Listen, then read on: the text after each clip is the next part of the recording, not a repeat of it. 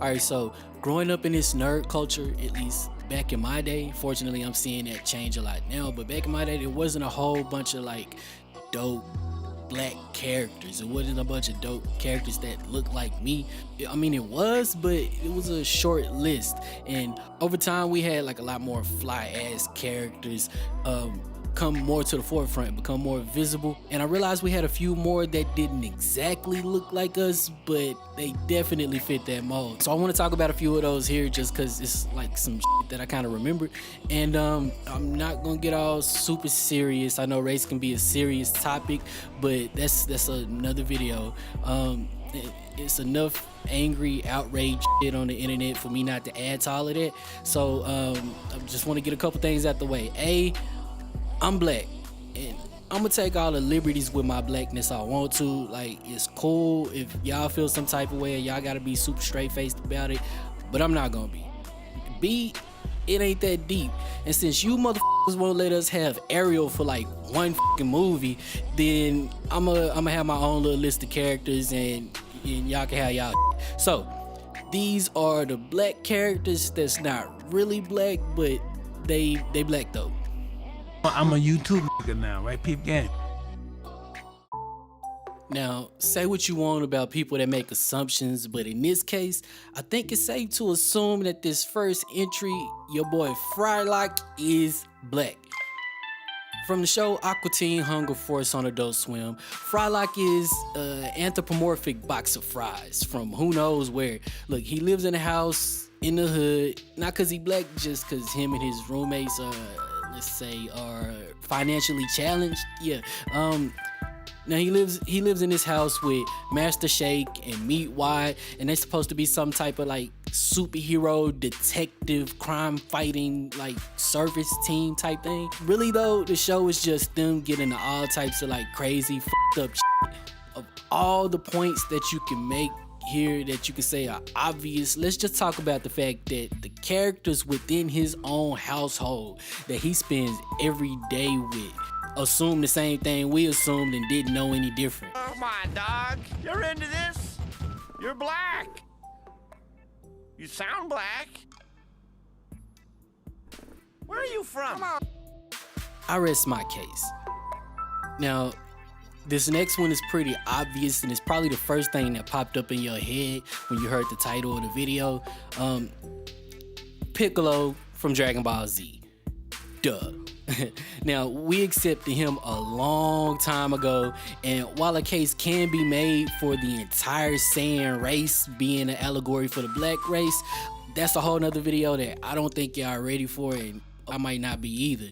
Now, his origin story take like a couple arcs by itself, so I don't want to get into all of that, but here's the short version for like the 3 people that don't already know. A wise and cunning warrior who was originally a ruthless enemy of Goku, Piccolo later became a permanent member of the Dragon Ball team, largely due to a forming mutual respect to Goku and even more from forming a close bond with Goku's firstborn son, Gohan. Piccolo, where did you get those clothes? Your wife got them for me. He's just got something like as a character that I can identify with. Being born and raised away from his ancestral home and disconnected from his culture and his people. For the longest time, he was the only one that looked like him in the show. It don't have to be canon. Piccolo is black. That's it. That's all. He was the first anime character I can think of to actually be invited to the cookout. That black. And while we're on the subject of Dragon Ball Z, there is one dude that we cannot leave out of this. No, not Mr. Popo. Let's talk about Pycon or Pycon or whatever you want to call him. I was introduced to him as Pycon. That's what I'm calling him in this video. Now, we meet him in a martial arts tournament that takes place in Otherworld, which is basically like Dragon Ball's version of the Afterlife. And he's in this video for many of the same reasons that Piccolo is, with one obvious extra reason. His role in the narrative is pretty much the same as Piccolo's too, being that he's meant to be a rival figure for Goku, especially during a time and a place where they weren't able to use Piccolo during the story. And even though he's technically not canon, he's a favorite of mine, being one of the only characters at this point in the story that could really give Goku a run for his money. He just dope. Like Pycon's black, he that nigga, that's all. Now, one of the things that these characters have in common is that like these are just cool. They just cool as hell. And we can't talk about cool ass characters, especially in cartoons, without bringing up Goliath from Gargoyles. He's the strong, wise leader of a clan who's basically subservient to a group of people who feared, hated, and betrayed them. We are most seriously displeased to allow beasts in the dining hall. You speak wisely, Princess. These are unnatural creatures. No good can come from associating with them. I don't even need to make a case for his blackness, but if I did, that would be Exhibit A. Exhibit B, he is voiced by Keith David, aka Spawn, aka Nunu Daddy from ATL, aka Bishop Greenleaf, aka every reverend in every movie or TV show ever made. And Exhibit C, he was turned into a human at one point, and in his human form, he's pretty much just The Rock and Scorpion King.